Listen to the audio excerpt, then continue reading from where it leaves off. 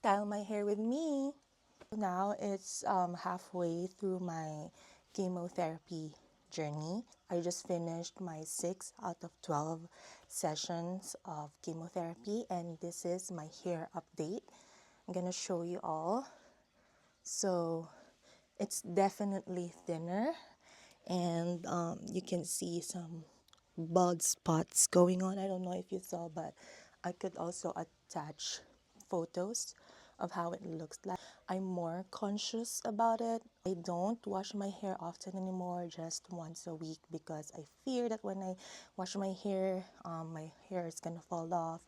I don't brush it as much anymore as well, because every time I try to, there's like a huge chunk. I know eventually I need to shave it off. Eventually I know I will, because this is just my 6th session of chemotherapy, and I will have 6 more, and that's probably gonna make my hair fall. For now, I wanted to share some things that I do to cover up my bald spot. So if you are wanting to cover up some bald spot due to chemo or any other reasons, this is what I do.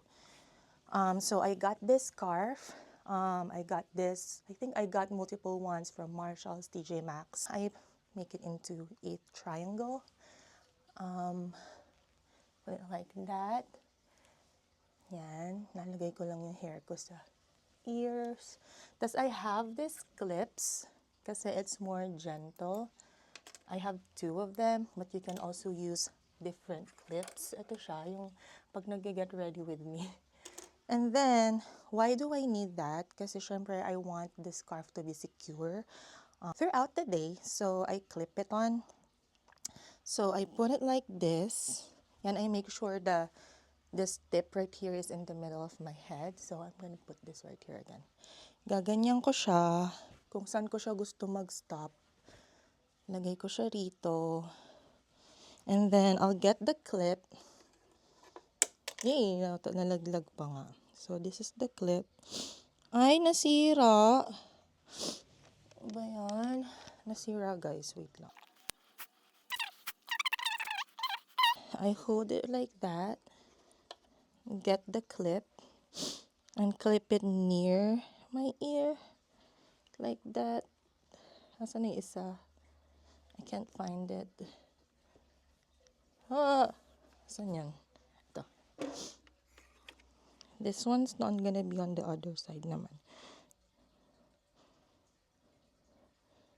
Yan.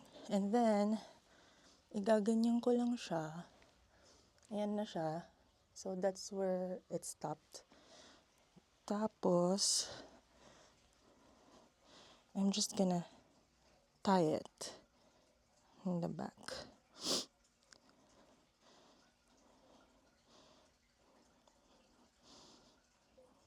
Tie it twice to be secure, or you can do it in a ribbon. So, ayan na siya.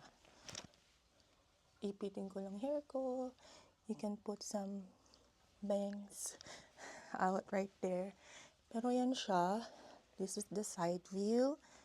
The back view. Ayan, secured naman siya so far every time I do it. Ayan siya. So, mas secured siya because of the clips as well. So, yeah, that's what I do for my hair. And I just put some earrings on. It makes the earrings pop out more because naka-open yung dito natin. So, that's what I do. Let me know what you do to cover up your bald spot on the comment section. Bye!